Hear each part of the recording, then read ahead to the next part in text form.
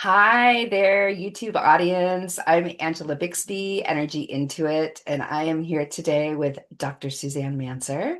And we are excited to bring you another episode of Psyched Conversations, a chat between a psychologist and a psychic.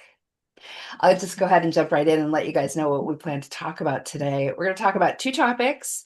First, we're going to talk about stigmas in both of our professions and how that shows up and what that looks like.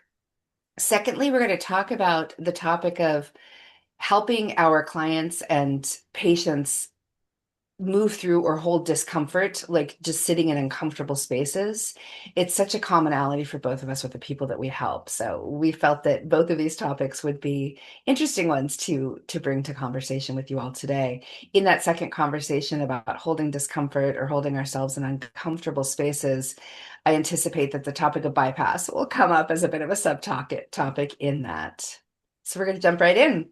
All right, Suzanne, great to be here with you today. How are Great to be here with you? you. I'm well. I am well. Thank you for asking on this Good, Friday good, afternoon. good. Yeah, this Friday afternoon, late in the first month of January.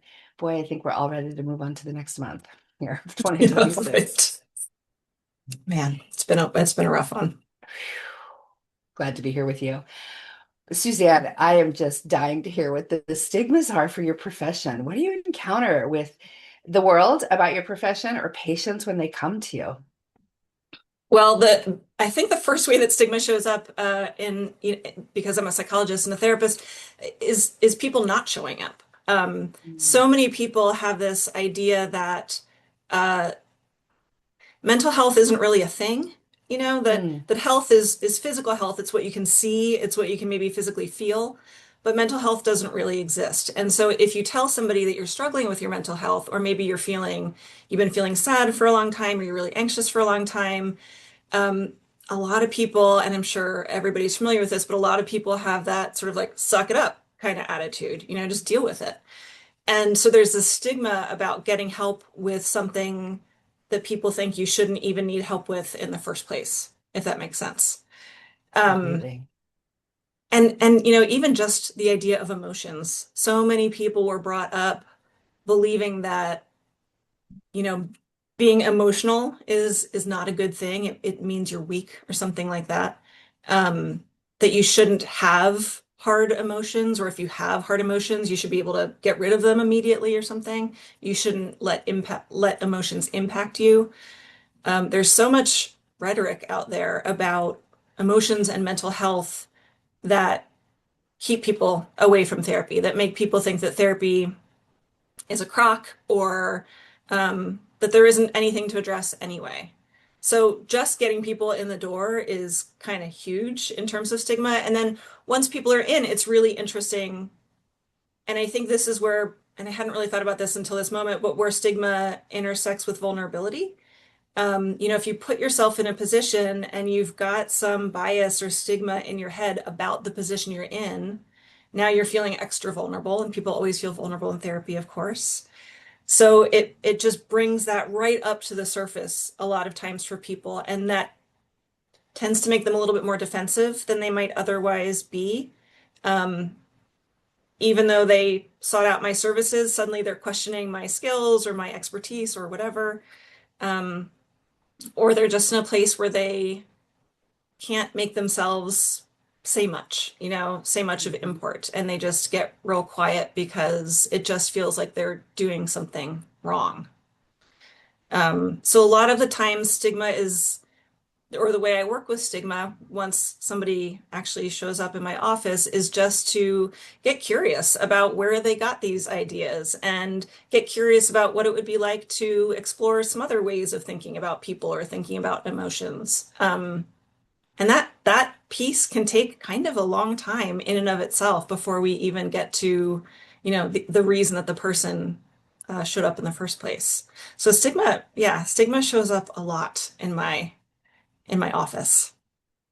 That's interesting. It's particularly interesting to then hear you talk about how if your patients are in that vulnerability and the stigma's kind of intersecting with that, and then they're sort of almost, it sounds like you're almost saying they go through the process right in front of you of sort of gaslighting themselves and quieting themselves down.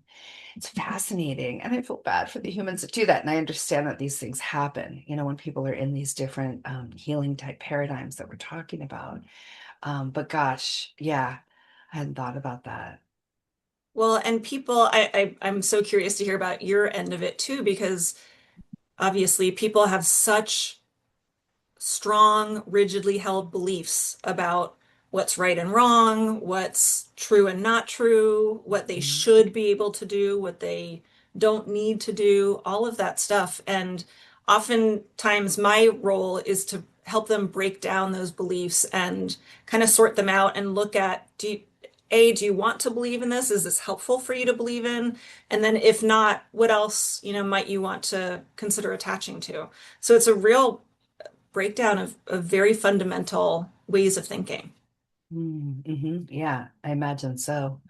You know what's coming up for me, I hope it's okay that I raise this, is, the old term shrink for a Mm. psychologist or psychiatrist and how that ran through at least our Western culture for so long that I imagine that is probably part of what people are, breaking down when they're working with you, right? Even this perception that you're going there to shrink your brain, right? Like they're just such negative connotations that are so unnecessary. Do you hear that kind of stuff still from your patients still?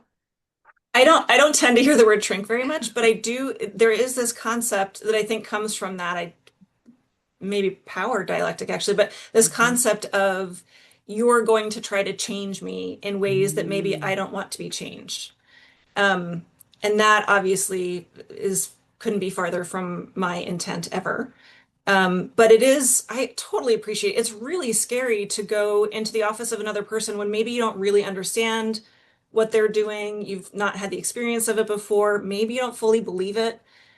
And they're mhm. asking you to essentially bare your soul and tell them your hardest things. And that's such an intimidating situation. So I so appreciate all of the defensiveness and fear that walks in the door. Yeah, understandable, especially because they walk into you for their first appointment. Maybe it's the first therapist they've worked with. And then, yeah, the process of sharing what's on their heart and you're a stranger to them. I can imagine so much comes up for humans. Oh, Yeah, my heart goes out to all of them. yeah. Fascinating. But one of the reasons that I'm so sorry to interrupt. One of You the go. reasons I really was excited about this particular set of conversations, Psyched, is because from my end of things, there's a lot of stigma for psychology, and I imagine there's a lot of stigma for your profession as well. So I am so curious to hear how it shows up and how you deal with it. Yeah, thank you for asking. Sorry, I'm laughing because yes, there are so many. I I mean, decided I, to I narrow it had some down of to it two. myself before I met you. I'm sure you did. And I think I remember you saying that, like at your first reading that you had with me, that this was new to you and you weren't really sure how it was going to go or what I could see and all of that. So I narrowed down the stigmas because there are a lot, but I'm just going to focus on two today.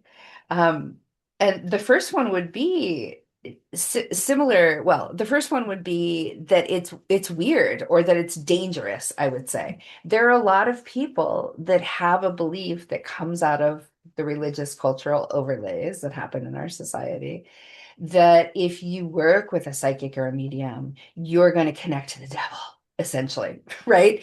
And so, or you could stir up negative things and bring negative things to yourself by doing this. And so, generally speaking, people that do actually book in with me and have a session don't necessarily think that, but they might say, "Oh, my mom couldn't believe I was, going to a psychic for this reason because perhaps it's part of a family member's beliefs." And so, by they've sort of got it by extension. So that's a big one, is that people just wonder if they're kind of stepping into the devil's work, if they're going to even go down this road.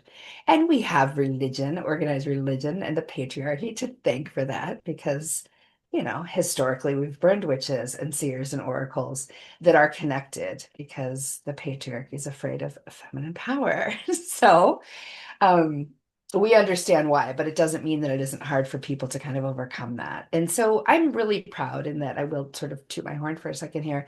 I hear from my clients a lot. I've been doing this work in readings for 15 years this month. that they feel really comfortable and like nurtured. And that's where they call me things like, the psychic therapist, because they'll say, oh, I was so nervous. And I had this idea that there could be some weird, negative, dark stuff that would come up and it would affect me long after the session. And you put me at ease and you make it seem really normal. Right. So I make it seem really normal to people, which I think is a great thing because it does then help bring down their defenses, as opposed to them feeling uncomfortable in their defenses or fears in that kind of situation. That The makes so other, much sense. It's yeah, so, go ahead, sorry. I was just going to say it's so interesting because I was not brought up in a religious household, as you know, and I never would have thought of that angle, just because that's not my background. So it's really interesting. I was expecting you to say other things, which I'm again curious to hear what you end up saying, but it's just really interesting to hear all of that. Very cool. I'm glad that you're enjoying it. Yeah, it's fascinating. The other one, and this one I was wondering if you were going to share too from your industry, is that, but they certainly have it with psychics, is there's this perception that we're omniscient and we have access to everything, all the knowledge and all the things, and more so on a personal level that we can see everything. That we could, if they asked us, tell them what color undergarments they might be wearing. Sorry to go in a little bit weird, but right, or that we're going to tell them something about themselves that's deeply personal, and that it, whether it has bearing on their session or not. And so, that I face not only in my practice with clients, especially if they're coming to me, and I have attracted over the years many, many, many first-time clients. I used to work in corporate America, so I think the way I present, people can relate to sometimes, and feel comfortable with because I'm not wearing a black witch's hat, and I have a crystal ball, but it's not right front and center, right? So my presentation is more disarming than what they might fear, right? But still, they don't really know what it means to be psychic or what that looks like, and so most people just have no concept that we focus in on a certain topic that the client, and this is exactly why I design my sessions the way that I do, where I have clients bring questions to me. I am not one of those psychic mediums that does a big cold read. A, because I'm not really interested in reading people that way. B, I'm not interested in reading people that way because I want to be of most support and relevance to them that I can with my gifts. Like I'm not trying to prove my connection. If I wanted to read someone cold, I could go on and on about, a spirit guide here, a past life here, this and that, deceased loved one. And the client might sit there, this was always my logical thinking, and go, that's all interesting. That's not why I'm here. They might not be interested in those things. So I've geared my sessions towards really supporting that empowerment in the client so that they can bring their list of questions, and 95% of the time, I'm not diverging off of those questions because that's not what they're here for. And I feel like it's not respectful to go into too much. Now, there are times when things will come up a little bit outside of the scope of what they're asking about in the session. And I will say to them, Spirit's bringing through this big thing and it's kind of off topic. Is it okay if I bring it up? So again, I gain their agreement and permission before I just like blurt it out most of the time. Every once in a while, I'm sure there are probably some clients that'll go, there was that time that you popped in with something totally off topic. Anyway, so it happens sometimes, but by and large, I try to gear it more respectfully. So it's, education helps with that, but I deal with it in my practice and also personally. When I started developing psychically and left corporate America and started doing this for work, I had a lot of friends fall away. They just weren't sure what it was going to mean for our relationship. And more so, they weren't interested in this. They didn't know, they decided they couldn't still be friends with me. Right. So that omniscience piece, or thinking that we know everything by looking at someone, is big. And I've had friends that are psychologists that have experienced that sometimes too. Do you ever get any of that too? I don't typically get it in session, and I Mhm, forget that people think that, but because I'm on social media, mhm. I will get comments about, oh, and I'm on social media in a way of being open about, what I struggle with and et cetera. And so people will comment about, wait a minute, you're a therapist and you don't have your anxiety completely figured out. That's, you must be a bad therapist. And then I'm reminded that, oh, right, that's yes. people have this idea that we have all, I don't know if they think we're omniscient, but that we have all the answers, that we know all the right things to do and we do them. And so our lives are just, kind of perfect and seamless and problem free, which is not true for any human on this planet. But yeah, the Agreed. idea that therapists have all the answers and kind of aren't subject to humanness or humanity, I think is definitely still out there. Yeah, understandable. I get that a lot. People think it's hilarious. Oops, locked my keys in my car. Well, didn't you see that was going to happen? I get that kind of stuff all the time. The sort of renouncing of our humanness, as you so eloquently stated, with how you encounter people, less in your office and more out in the wild on social media and such, and their responses to your humanness. Yeah, interesting. Any others that you want to share before we press on to Well, the I next was just topic? thinking about, um, and I'm not sure that there's much to say about this, but just kind of the concept of people being open about the fact that they work with a psychic or that they work with a psychologist. I've worked with you for it is now 7 years, and in the CPP program, and I've known you for even longer. And I don't know that I've told all of my friends. I don't know that I've told all of my friends. I actually have to think about that. And it took me a while to even be open with my kids. My kids are kind of young, but um, I am definitely still subject to worrying about what people think of me, quite frankly. And so when I'm not sure what people are thinking about the thing that I'm doing, it makes me a little nervous. And so anyway, in the last 7 years, I've gotten so much more comfortable with saying, "Hey, I'm doing this thing." And I'm realizing that the way I say it makes a huge difference. If I say, "Hey, I'm doing this psychic program, what do you think?" Then people are like, that's, hmm. But if I say, like, "Hey, I'm doing this really cool thing, isn't this really cool?" People are like, "Oh, that sounds really cool." So the my acceptance of it makes a huge Mhm. difference in how other people, I think, receive it once I do talk about it. Beautiful. I love hearing that. And you're right. How you present that and how you kind of lead with that energy, I might say from my lens, is going to lead others to be more open to what you're sharing. That's awesome.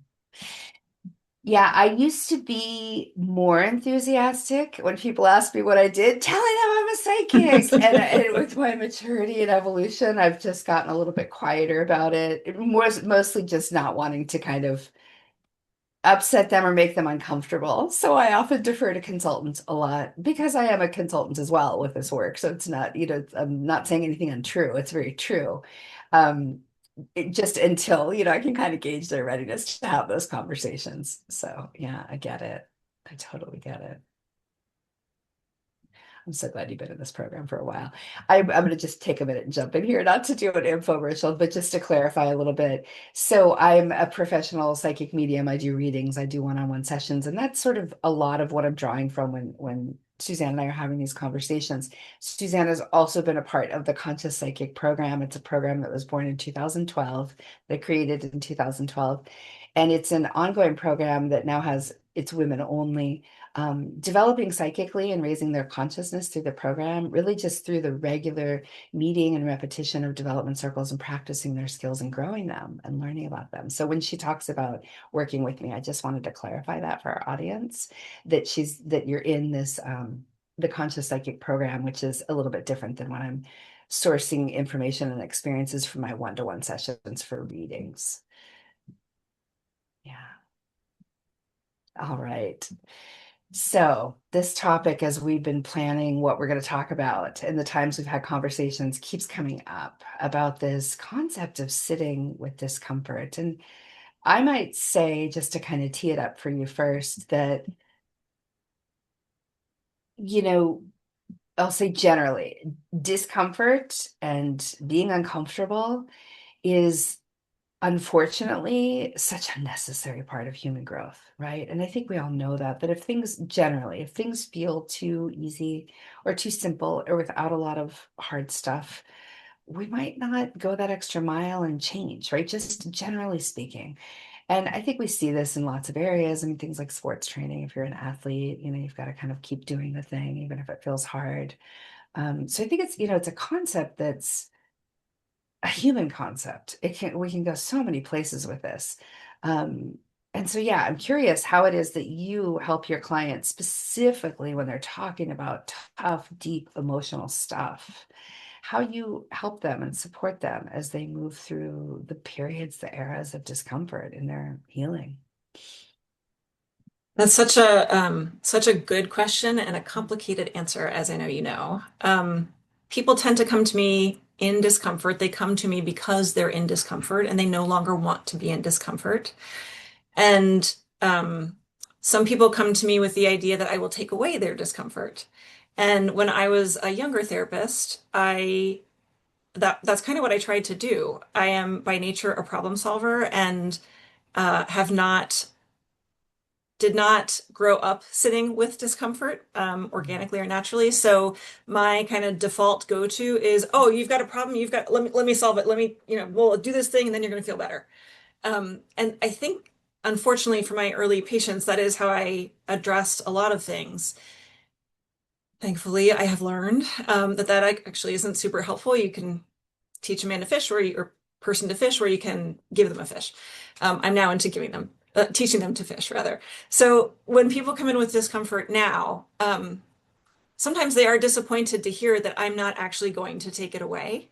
And that's not actually the purpose of therapy. The purpose of therapy is to help them learn how to manage their discomfort themselves, because as you said, discomfort is a part of being human. Um, it has value for sure. And honestly, we can't avoid it. You can't avoid it. So to think that the point is to not have it is really missing the point. Um, so I do two things with folks when they come in with discomfort. One is kind of exploring the discomfort, getting to know it a little bit, being curious about it, wondering what kind of value it might have or what kind of message it might be sending or why it's there. Sometimes we get some really good stuff out of that. Sometimes it's just uncomfortable and there's no real anything about why. And then we work on managing the discomfort, which is essentially making room for the discomfort is how I talk about it. Man, there's so many different angles to kind of come at this from, but I work with people to, I guess, sort of think about emotions, the idea that discomfort is some level of emotion, that all emotions are uh, here for a reason, that they're valid, we that our job is to make room for them. So if you are feeling anxious, which is an emotion that I am very, very familiar with and is uncomfortable, if you're feeling anxious, the goal is not necessarily to not feel anxious, but instead to make room for that anxiety, to stop fighting with it, stop fighting against it, because the more you push against anything, the more it's going to push back, and you're going to feel that resistance and that hardness. So if instead you can work on, okay, I'm anxious, instead of focusing on the anxiety and trying to get rid of it, I'm going to allow it to be there. I'm going to not necessarily focus on it. Sometimes we'll focus on it in a particular way, but I'm just going to say, yep, I'm feeling anxious, but actually what's important to me is this thing over here. So yes, I'm anxious, but I'm going to really focus over here because this is where my value and my meaning is. Excuse me, my value and my meaning is. Um, and so yeah, it's about not fighting with it, letting it be there, recognizing that discomfort is a part of the human experience. And so it's about I'm saying the same things over and over, but yeah, letting it be there. I'm going to stop talking now because I'll keep I saying the feel same you. things. You're passionate about what you do. You're really good at it. I get it. Thank you. I loved you describing, and even just with your hands, the value and meaning over here and the discomfort over here. If I don't mind my asking, so do you spend a lot of time in lots of situations kind of helping people or teaching people how to focus more on the value, their values and and the value of situations versus the discomfort? Yes, that's a really Mhm. good question. And I would say that's kind of well, a backbone of the work that I do is to be very aware of where your focus is. And how you're focusing on that thing, and then decide whether that's helpful for you, whether that's serving you in that moment. And if it's not, to put your focus somewhere else. Not that that's easy. The part of the work is figuring out how to do that. But and where to put the focus, the somewhere else is often values because we all want to feel good stuff all the time, right? We want to feel happy, we want to feel excited, we want to feel joy, whatever. But those are all transient. Just like the harder emotions, the funner emotions are transient as well. They're going to come and go, and we don't have control over making them stay all the time. So if instead, or in addition, we focus on what we value, not just on what makes us happy, but what we value, that's always there. We can always connect to meaning and value. And so Mhm. it's a really useful source of focus and attention. It's sort of like if you don't focus on the discomfort, it might not disappear, of course, but it will be less in your face. It will be less sort of whatever this is. Mhm. Um, and then you'll have the energy and the space to focus more on the values. Excellent. So it sounds like part of the process of patients working with you is empowerment for them and them learning how to sort of use their focus and their energy towards the topics that they really want to be spending their time and energy and focus on versus allowing the emotion, in this case, or the discomfort, which could be a lot of emotions, right? Sort of taking over and driving their life. So it sounds like you help them get some objectivity when you can with the emotions too, so that they can kind of ground into their empowerment of sort of how they can move forward. Exactly. I talk about it as you getting in charge of yourself, that you need to be in charge, and then your emotions and your thoughts and everything else are sort of hierarchically underneath, so Mhm. that you can, again, notice what thoughts and emotions show up, decide which ones are helpful to focus on, and kind of let the unhelpful ones go. It is very, Beautiful. yeah, I never thought of it as empowerment, but yes, absolutely, that is very much empowerment. Yeah, yeah. It's fun to hear you talk about your work and these topics because, and I guess this is part of why people call me a psychic therapist sometimes. I do that too. I used to work in healthcare right before I did this work. And so I encourage people to be a case manager of themselves, kind of like how you described being in charge and then the emotions and things are underneath that. So thank you for affirming the work that I do. Hearing you talk about your work, I'm like, okay, good. I'm glad I'm helping people in that way too. Very cool. Yeah, one of the big differences between my work and your work, generally speaking, when people are coming to me for readings, yes, I have lots of clients that come to me regularly. Not as maybe as regularly as you'd see a therapist. In some cases, if someone's working through something in their life, a big thing, they might have some regular sessions with me like that for a little while. And I'm always very clear that I'm not a therapist. Well, haven't been, haven't ever been, will not be, and I'm not certainly in this role. So I make that very clear, to not misrepresent myself at all, even if they're coming back to me to continue working on something in a way that they may with a therapist. Um, but frankly, it's part of why I do what I do is so that I'm not necessarily as much in that role, right? To have to help them sit through and work through the discomfort. Of course, people come to me and they're in all kinds of discomfort for all kinds of reasons. And so, when they're looking at having a session with me and they're making that list of questions that the things that they do want to dig into, it gets a little tricky in that if they're not wanting to talk about the discomfort, I'm not necessarily naming it and calling it, right? Just sort of different Mm. purpose of our sessions so that I just don't always get into it as much as you may, right? So the way that I end up guiding people, and I was an energy healer for a very long time. I just stopped doing energy healings last year. Well, I was an energy healer for 12 years and a psychic medium for 15, something for 13 years, something like that. But so I do less of that work, even though I do help people with sort of self-healing tools, I might call them.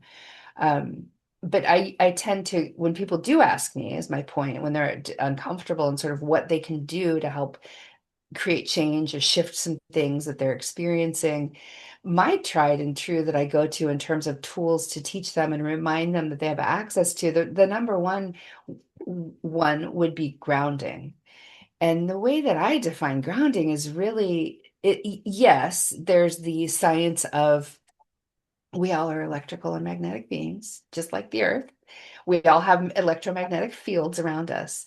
And so, and there's research on this, and I think it's called the Earthing movie that brings a lot of it forward, I think. and other research too. But this concept, I think it was somewhere in the 1970s or 80s when they started manufacturing rubber-soled shoes. And so as we humans, especially as Americans, but I think it goes all over the world, are walking around in these newfangled shoes, what nobody realized is that they were helping to disconnect us from the Earth's magnetic fields. They were not helping us stay connected to the Earth's magnetic fields in ways that more natural materials that shoes are made out of would. So they've done research to see that when people do either stop wearing those shoes or intentionally and consciously ground and connect to the earth and the earth's magnetic fields, that then their fields sync up with it and they have lots of things happen, like a lot more health. Sometimes anxiety goes away, right? Like sometimes really physiological diseases calm down, blood pressure gets better, things like that. And so there is, I don't have access to the research, nor am I citing the sources here, just giving it a general gloss over that there's that whole subject and topic of grounding that is science based. Thank goodness. I'm grateful for the science that's come up in the last 50 or so years with that. And that's a very real thing. And so when you think about even working from that with this concept of grounding, we want our fields to be sort of synced up with the earth. And we work with her fields and she works with ours. And that's part of how we do feel good and calm in our bodies and our brains and all of the things in our hearts. And so aside from the earthing piece of this, when I talk to people about grounding, it's also a little bit more deeply that quality of feeling like you're grounded in your body. Okay. I was hit by a car when I was 7 years old and had an out of body experience. And I was like in comas for some weeks. And so what I say, just kind of matter of factly, is I was literally knocked out of my body at a young age. And so when I went to psychic school when I was in my 40s, I realized how much you call it disassociation in your field, right? How much I am out of my body. And just naturally that way can go in and out easily because I was knocked out at a young age. So it's sort of been part of my norm for my whole life. And so I'm generally a grounded person. Yeah, I can be kind of spastastic and ungrounded like anybody, but it was a real big epiphany for me to learn, like, wow, I haven't been wholly in my body. Or if I get uncomfortable with something and I'm spacing out thinking about something else, I'm just easily dissociating or ungrounding myself, right? So bringing our energy into our body and feeling ourselves more at home in our body is a big part of what I call people to when they're asking for how to deal with discomfort. And people don't want to come in their body if they're going to feel discomfort, right? And I am very empathetic and compassionate and say, I know it's not comfortable. And that is the key, right? Because when we call our energy in and we come out of those spaces where we're spacing out and not really wanting to deal with what's going on in our body or any of the parts of our body, our mind, all of the things, it's not helpful, right? We're not really being our whole selves. So I encourage people anything that they can do to feel themselves in their body, even if that means like taking a sip of water and just taking a moment to notice it going down your throat, eating a little food, feeling it begin to digest. Doing things like wiggling toes in socks and shoes or tapping feet on the ground to sort of bring that awareness of like, oh, here are my feet, here are my feet. Oh, good, I want to be in my body. It's fun. My feet are tapping, right? Or dancing, or exercising if that's their jam and they like to be in their body and moving their body and feeling its strength and such. So really any activity that's going to help you be happy and comfortable being in your body can ground you. It can help, it brings all your energy in. And then from that place, we can kind of exhale and then turn to whatever business at hand we need to deal with. I love that. That's as you were talking, I just have to tell you, I was wiggling my toes and doing all the things. And I was like, that does feel good. That does feel pretty good. Good. I'm glad it's Appreciated that. Thank effective. you. Sure. It's such a the concept of using your body as a grounding tool, as a tool at all is well, I was just about to say, I'm curious. I'm going to ask you the question afterwards, but I'm curious about how much that is used in your profession. Because in my profession, it's used in different ways, and breathing and grounding. Um, One of the ways that I work with discomfort, or a tip that I use with people for discomfort, is a little bit different. Is a little bit different. Sorry, I'm trying to tie it in. I need to say it first. It's the idea of when you're feeling uncomfortable, so many people describe it as an overwhelming feeling. It just feels bigger than they are. It feels so um, just big and intangible as feelings are. And so sometimes you can imagine, just sort of quiet yourself, ground yourself, and let yourself really be in touch with that feeling, feel that feeling, but almost as if you're looking at it, and then get a sense of like, well, how much space is that feeling taking up? And what shape is it? And what color is it? And does it move? Does it have a texture? Does it have a sound? But asking sort of these physical property questions. Um, I have this whole exercise that I take people through, and I have people look at their feeling and describe their feeling. And I mean, I think there's only been one time in the 15 to 20 years that I've been doing it that somebody hasn't seen their feeling. And it's so powerful to be able to say, actually, my anxiety feels like it lives in my chest and it feels like it's, a little bit bigger than my heart and it's yellow and it's radiates. Then you've got a picture of it. Then you can kind of do something with it, if that makes sense. You can kind of see the edges of it.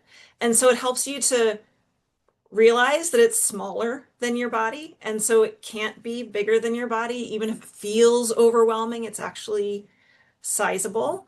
And you can get a sense of like, okay, well, if it's this big and it, has this kind of a texture, this is what it would be like to touch it. This is what it would be like to look at it or to maybe even hold it.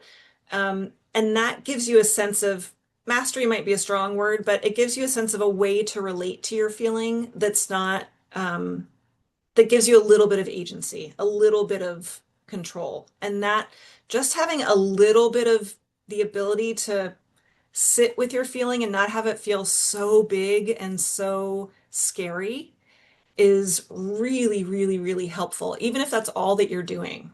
It just makes such a difference in being able to have a different experience with it and not have it be so all-encompassing. Absolutely. And I imagine it helps diffuse a little bit of that fear. With, Yeah. like you said, just a little bit Yes. of agency, it's like grounding your heel. And you're like, okay, I can stand here if my heel's dug in. And Yeah. and yeah, and then it builds from there. That is beautiful. I love that concept. And it helps them get objectivity and a little bit of distance, I might even add, to their Hmm. emotions. And then from that, they likely start to connect the dots of agency, objectivity. I am not my feelings. Yes, my feelings happen, but they do not define who I am, right? Exactly. Exactly. Wow. So we're talking about discomfort. Great tip on how to help people feel more comfortable or to sit in discomfort. And talk to me about bypassing. Like, do you find that it's people's natural instinct to kind of want to bypass away from their psychology or their emotions, or how would you talk about that? Yeah, that's a really good question.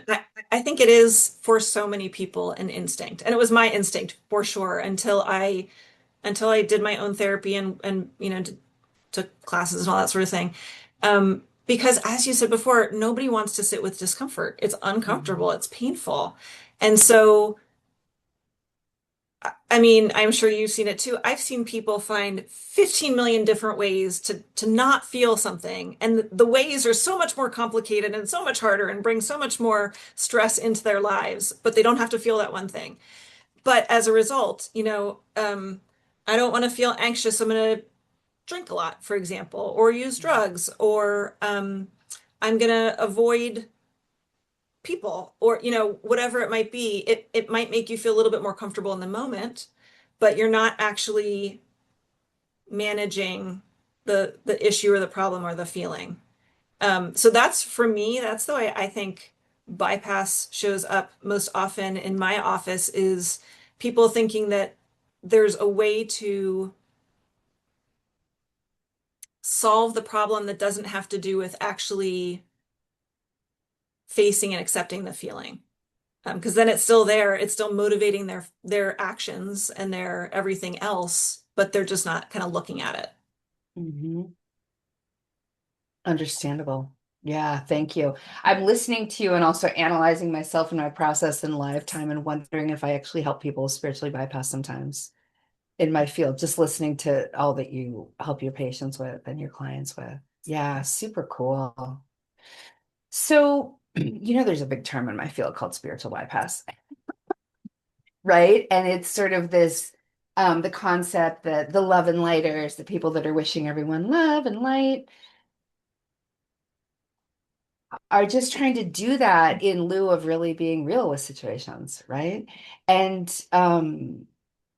similar to how you described it for your patients with uncomfortable emotions, and then sort of taking on a life of their own and the importance of not letting that happen, really gaining that agency, a little bit of that agency to start to work with the discomfort and start to break it down and then eventually kind of eradicate it to a degree. Um, you know, People do that in sort of a broader swath in a bigger way, I think, in my industry, right? Like, meaning people will come to me and they might be like, oh yeah, I had this stuff happen a long time ago, but I've worked it out. And then we're in a session and we're interacting and I'm seeing already that there are ways that maybe they're moving around that thing versus dealing with that thing. So I can sort of see in more be a bigger holistic way psychically what they are avoiding and things like that. And there have been lots of times where my guides will be like, tell them this, say this, hit it on the head. And so then I'll say, it seems like there's this thing that comes up. Do you work with a therapist? Have you worked on this? Yeah, I'm not a therapist, but Spirit's bringing this forward for you. And so if this is something that you want to work on, I think it's, a great idea for you to take it to a therapist and maybe talk to them about this and this. But generally speaking, it's more kind of comes in sometimes with the attitude and a lot of people believe that if maybe they go to a psychic and find out what the issues are, that maybe then they don't have to work on them, right? Or that there might be lots of ways in my industry. Let me do some energy healing. Let me go do some light therapy. Let me just exercise it out, right? Like they think that maybe they can just handle it with other things. And perhaps they can. But I agree with you in terms of if you're avoiding the emotions are still going to be there, kind of over there Hmm. gestating, waiting for you to look at them, right? So it's a term that's thrown around a lot, in my industry, and for good reason. It's a good thing to kind of call attention to. It's kind of like thoughts and prayers gets a lot of scrutiny, right? Because it just seems like it's just sort of something easy to say and there's really no action there. And are they even putting intention behind it if they're saying that towards someone's tragedy, right? Spiritual bypass is a little bit kind of in that zone and in that field.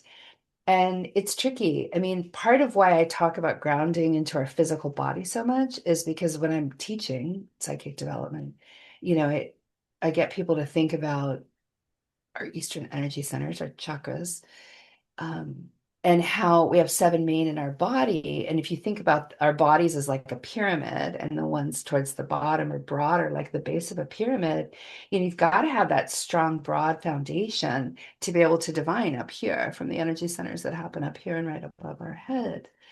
And so I've always taught psychic development that way, that it's important to be really grounded in your body. And when people do that, that's when they've got to face the difficult stuff. And so I'm confident that the way that I teach people to connect psychically does not involve spiritual bypass, but for a lot of times people do naturally want to, if it's going to be the easier path. They like to believe maybe that they can do that and it'll help things go away. So anyway, it's hard, especially when we sit in positions of helping people look at things from different angles.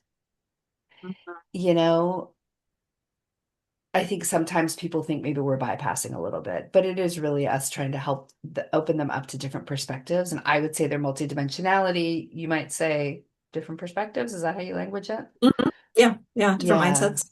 Yeah. Yeah. So I think there are ways, for us to keep addressing bypassing in the ways that we do, obviously, and helping people kind of come back to the thing and that it doesn't have to be so scary.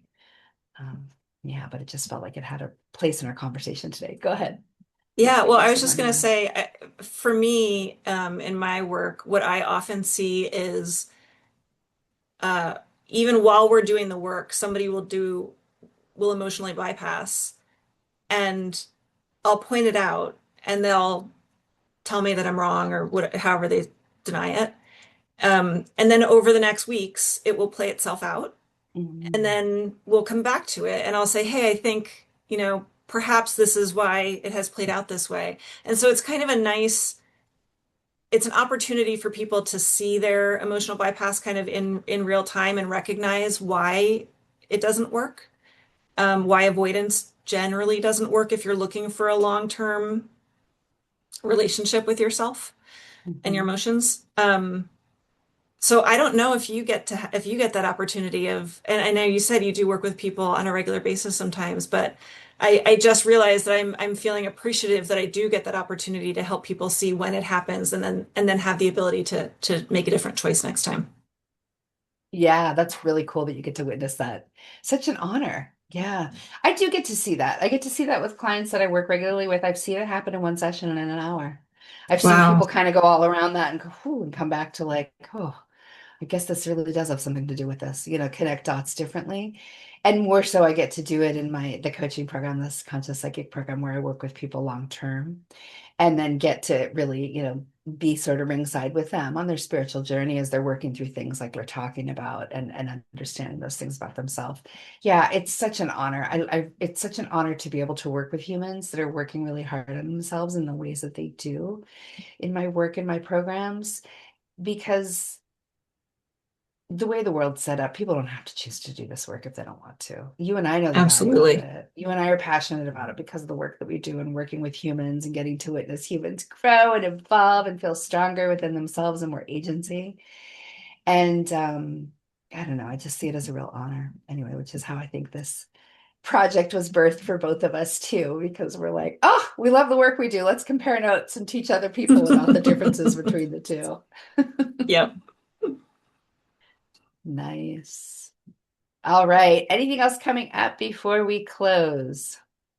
No, I'm just, I'm just really appreciating, I'm really repeating what you just said, but I'm just really appreciating the people in the world, and I guess I now count myself as one, but I didn't start off this way, the people in the world who are wise enough to know um, that we have to make space for and even welcome in the hard stuff, because that is a part of us, because there is value, and because you can't avoid it. Um, And I think there's a lot of discomfort in our country, in our world right now that people are having a hard time holding, and rightly so, completely understandably so. I go through those waves, as you know, myself, and just appreciating that it's not.